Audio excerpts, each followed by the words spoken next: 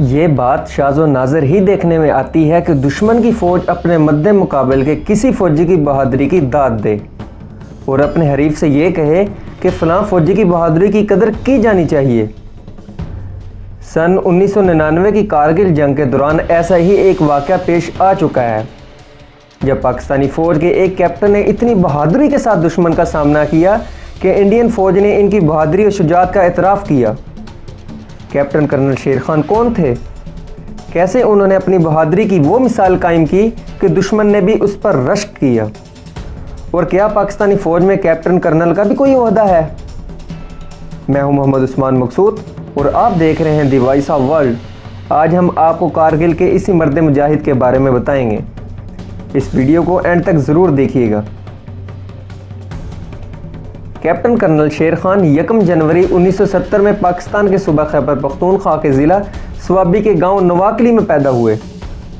इब्तदाई तालीम गांव में हासिल की। गवर्नमेंट कॉलेज स्वाबी से अपना इंटरमीडिएट मुकम्मल करने के बाद उन्होंने पाकिस्तान एयरफोर्स में बतौर एयरमैन शमूलियत इख्तियार की। इस दौरान उन्होंने 2 बार पाकिस्तान आर्मी में कमीशन हासिल करने की कोशिश की, जिसमें दूसरी दफ़ा कामयाबी हासिल की। 1992 में पाकिस्तान आर्मी में कमीशन हासिल किया और पाकिस्तान मिलिट्री एकेडमी काकूल में 1994 को लॉन्ग कोर्स से ग्रेजुएशन मुकम्मल की। इनकी पहली तैनाती 27वीं सिंध रेजिमेंट के साथ ओकाड़ा में हुई। जब कैप्टन कर्नल शेर खान ने पाकिस्तान मिलिट्री एकेडमी में शमूलियत इख्तियार की और वहां पहुंचे तो उन्होंने दाढ़ी रखी हुई थी। उन्हें दाढ़ी साफ करने का कहा गया तो उन्होंने इनकार कर दिया। इनके आखिरी सेशन में भी इनसे दोबारा कहा गया कि आपकी मिलिट्री एकेडमी में कारकर्दगी अच्छी रही है, अगर आप दाढ़ी साफ कर देते हैं तो आपको अच्छी पोस्टिंग मिल सकती है, लेकिन उन्होंने दोबारा इनकार कर दिया। इसके बावजूद उन्हें बटालियन मास्टर की पोस्ट दी गई। पाकिस्तान मिलिट्री एकेडमी में उनसे 1 साल जूनियर कैप्टन बताते हैं कि कर्नल शेर खान बहुत खुश मिजाज थे। बैटल फील्ड में भी जवानों यानी सिपाहियों के साथ आसानी से घुल मिल जाया करते थे और अक्सर उनके साथ लूडो भी खेलते थे। और आपको ये भी बताते चलें कि जब हम पाकिस्तान के शहीद निशान हैदर हासिल करने वाले जवानों की फहरिस्त देखते हैं तो शायद मेरी तरह आप भी अबहाम में पड़ जाते हों कि पाक फ़ौज में तो कैप्टन कर्नल का ओहदा ही नहीं, तो इनका नाम कैप्टन कर्नल शेर खान कैसे? तो इसका जवाब ये है कि इनका फ़ौज में ओहदा कैप्टन का था, मगर नाम उनका कर्नल शेर खान था, जो इनके दादा ने रखा था, जो कि फ़ौज से बहुत मोहब्बत करते थे। जबकि उनके दादा ने 1948 की कश्मीर मुहिम में भी हिस्सा लिया और बहुत बहादुरी से लड़े।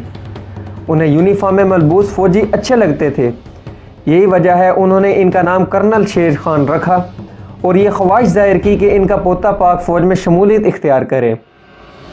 ताहम इनके दादा को इस वक्त अंदाज़ा नहीं था कि कर्नल शेर खान के नाम में कर्नल होने की वजह से इनके पोते की ज़िंदगी में मसाइल भी पैदा हो सकते हैं, क्योंकि कारगिल पर लिखी गई किताब विटनेस टू ब्लंडर के मुसन्निफ अशफाक हुसैन बताते हैं कि कर्नल लफ्ज़ शेर खान के नाम का हिस्सा था और वो इसे बड़े फ़ख्र से इस्तेमाल करते थे, लेकिन कई बार इससे काफ़ी मुश्किलात भी पैदा हो जाती थी, क्योंकि जब वो अभी लेफ्टिनेंट के ओहदे पर थे तो कोई फ़ोन कॉल आती तो फ़ोन उठाकर कहते कि लेफ्टिनेंट कर्नल शेर स्पीकिंग। तो फ़ोन उठाने वाला समझता था कि वो कमांडिंग ऑफिसर यानी CO से बात कर रहा है और वो उन्हें सर कहना शुरू कर देता था। तब वो मुस्कुराकर कहते थे कि वो लेफ्टिनेंट शेर हैं, मैं अभी आपकी बात कमांडिंग ऑफिसर से करवाता हूँ। बहरहाल वक्त गुजरता गया और 1998 का साल आन पहुँचा और ओकाड़ा से उन्होंने ख़ुद को लाइन ऑफ कंट्रोल पर तैनाती के लिए पेश किया, जहाँ वो NLI यानी नादरन लाइट इन्फेंट्री में तैनात हुए। जब वो वहाँ तैनात हुए तो कारगिल जंग की आहट अभी आहिस्ता आहिस्ता सुनाई दे रही थी, हालात कशीदा हो रहे थे।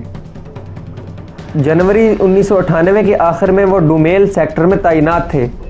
सर्दियों में जब इंडियन फ़ौजी पिछले मोर्चों में चले गए तो वो चाहते थे कि इनके ठिकाने पर कब्ज़ा कर लें। इस सिलसिले में फ़ौजी अफसरान अपने ओहदेदारान से अभी इजाज़त लेने का सोच रहे थे कि कैप्टन शेर खान ने इतला भेजी कि वो चोटी पर भी पहुंच चुके हैं। इस बारे में कर्नल इशफाक हुसैन लिखते हैं कि कमांडिंग ऑफिसर तजब्जुब में थे कि क्या करें, और उन्होंने आला हुकाम तक बात पहुँचाई और हिंदुस्तानी चौकी पर कब्ज़ा जारी रखने की इजाज़त मांगी, लेकिन इजाज़त नहीं दी गई और कैप्टन कर्नल शेर खान को वापस आने का कहा गया।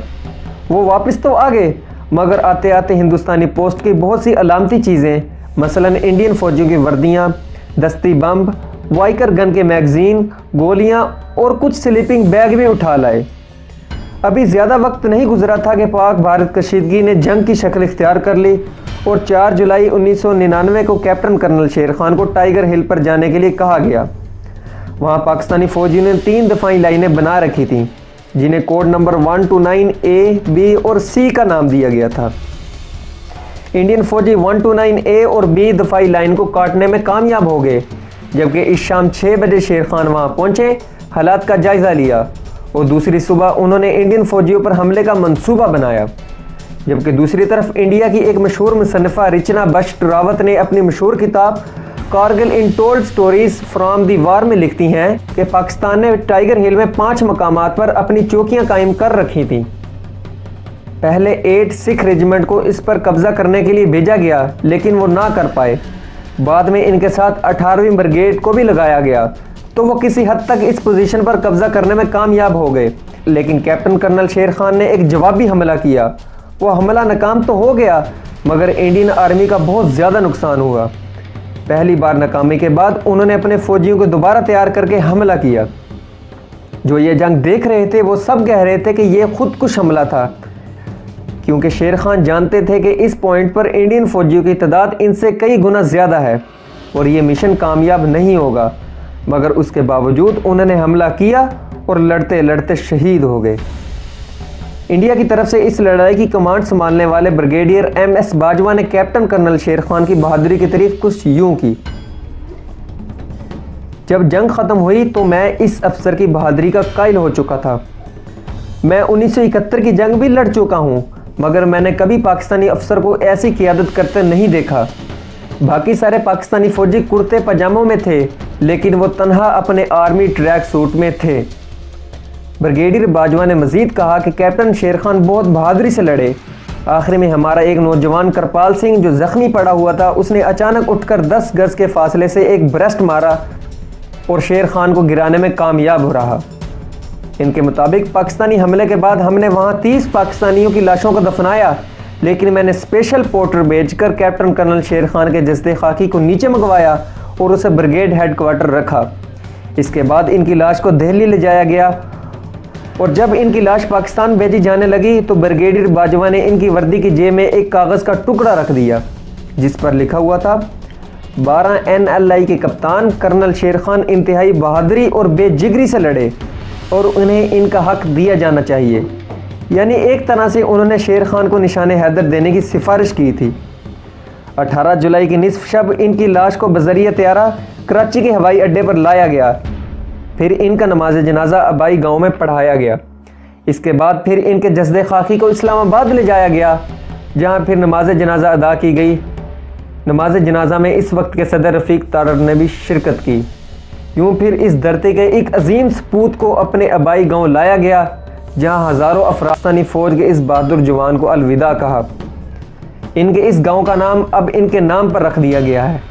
गांव का पुराना नाम नवाकली बदल के कर्नल शेर कली रख दिया गया है।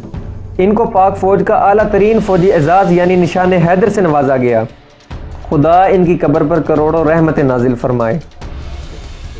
उन शहीदों की दियत अहले कलीसा से ना मांग, उन शहीदों की दियत अहले कलीसा से ना मांग, कदर कीमत में है खून जिनका हरम से बढ़कर। अगर हमारी वीडियो पसंद आए तो लाइक, शेयर और हमारे channel the voice of world को ज़रूर सब्सक्राइब कीजिएगा। शुक्रिया।